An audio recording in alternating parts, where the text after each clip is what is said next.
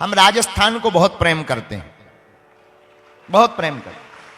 इसलिए उस भूमि को प्रणाम करते हैं क्योंकि वो शौर्य की भूमि है, वीरों की भूमि है और महाराणा प्रताप जैसे हीरों की भूमि है।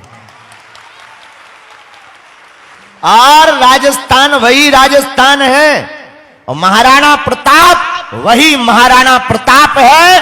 और राजस्थान वो उर्वरा भूमि है जहां के पुरुष तो वीर होते ही हैं, वहां तो घोड़ा चेतक भी वीर होता है। वहां के घोड़े वीर होते, और घोड़े तो छोड़ो, महाराणा प्रताप का एक हाथी था, हम अभी पूछ रहे थे, उसका नाम राम प्रसाद। उस हाथी का नाम राम प्रसाद था भैया जी, महाराणा प्रताप के हाथी का। जब धर्म विरोधी अकबर ने महाराणा प्रताप पर हमला किया, हाथी राम प्रसाद जिस हाथी का नाम था उसे बंधन में ले लिया। 1 महीने तक धर्म विरोधी के घर का जल नहीं पिया, प्राण भले ही त्याग दिया। 1 माह तक जहां के पशु पक्षी भी कट्टर सनातनी हैं, उसी राजस्थान की भूमि से हमारे बड़े ही लाडले संतों के, बड़े ही लाडले ब्राह्मणों के प्रति बड़ी उदारता रखने वाले मेवाड़ के राजवंश महाराणा प्रताप के वंशज श्री लक्ष्यराज राजकुमार लक्ष्यराज सिंह जी भी आज आए हुए हैं। मुर्दा लोगों के अंदर होती है, जिंदा लोगों के अंदर निर्ममता होनी चाहिए। हम तो संतों के चरणों में बैठे हैं। मुझे महसूस कराइए कि हम लोग सब जिंदा दिली से जो है वो बागेश्वर धाम सरकार के चरणों में यहां पर उपस्थित हैं। और केवल यहां पर नहीं, प्रदेश को नहीं, देश को नहीं, पर दुनिया के अंदर आवाज उठाने के लिए आए कि हमारा सनातन धर्म जो है, हमारी युवा जो शक्ति यहां पर उपस्थित है वो पूरी तरीके से जाग चुकी है। हिंदुस्तान जो है, भारत देश जो है, केवल युवाओं का देश नहीं रहा, अब पूरी दुनिया को जगाने की तरफ बढ़ चुका है। और केवल हमारे संतों के आशीर्वाद की वजह से आज ये ताकत हमारे अंदर उपस्थित है। मैं मेवाड़ भूमि से आया हूं।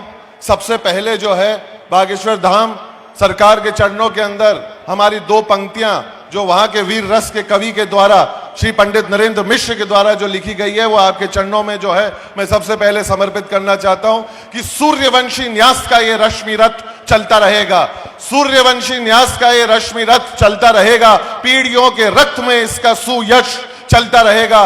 रीति रघुकुल की जो शिव से विरासत में मिली हो, आंधियों में वह दिया जलता रहा, जलता रहेगा।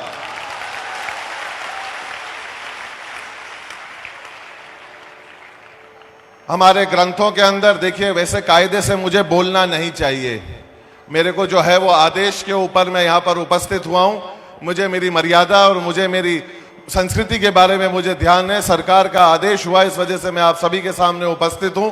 मैं ये कहना चाहता हूं कि हमारे ग्रंथों ने, हमारे सारे संस्कारों ने हम लोगों को ये सिखाया है कि भगवान भी अगर साक्षात हमारे सामने अगर उपस्थित हों, हमारे माता पिता भी अगर हमारे सामने साक्षात उपस्थित हों, और हमारे गुरुजन भी अगर हमारे साक्षात जो है वो उपस्थित हों, तो निसंकोच सबसे पहले ये सर जो है वो जाकर जो है हमारे गुरुजनों के चरणों में जाकर झुकता है।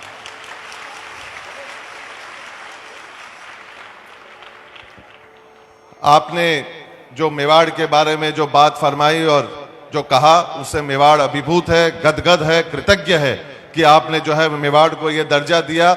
मेवाड़ के बारे में यहाँ पर जो लोग उपस्थित है, गुरु जी के आशीर्वाद से और गुरु जी के आज्ञा से मैं एक बात जरूर आप लोगों को कहना चाहता हूँ। अक्सर जो है वो राजाओं की जो है वो चर्चा की जाती है, उस परंपरा की चर्चा की जाती है।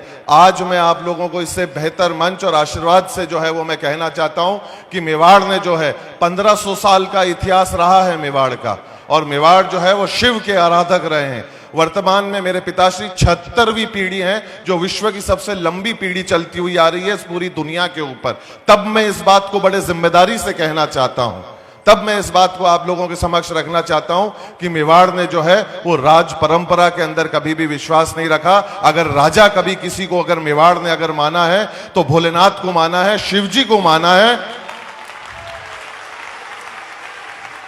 एकलिंग जी को माना है। तब मैं इस बात को कहता हूं कि सत्य को सम्मानित करने की यह गाथा कभी मंद नहीं होगी। सत को सम्मानित करने की ये गाथा कभी मंद नहीं होगी। ये एक लिंग की ज्वाला है, मुट्ठी में बंद नहीं होगी। मैं पुनः बागेश्वर धाम सरकार का जो है वो बहुत बहुत धन्यवाद ज्ञापित करता हूं। आपने मुझे यह आदेश फरमाया, आपके श्री चरणों के अंदर मुझे जगह दिवाई, उसके लिए बहुत बहुत धन्यवाद। अंत में मैं मेवाड़ भूमि से आया हूं, पुनः दो पंक्तियां कहकर अपनी बात को मैं विराम देता हूं। अन्य लोगों की तरह मेवाड़ ने जो है अपने स्वाभिमान को कभी किसी खूंटे के ऊपर नहीं टांगा, गुलामी को जो है वो स्वीकार नहीं किया। तब इस जिम्मेदारी से मैं दो पंक्तियां आप लोगों के साथ छोड़कर जाना चाहता हूं। अगर आपके हृदय को अगर ये छू जाए तो मुझे महसूस जरूर कराइएगा कि टूटने और बिखरने का चलन मांग लिया, हालात से शीशे का बदन मांग लिया। हम भी खड़े थे तकदीर के दरवाजे पर, लोग दौलत पर गिर पड़े, हमने वतन मांग लिया। बहुत बहुत शुक्रिया, सत सत नमन, नमस्कार।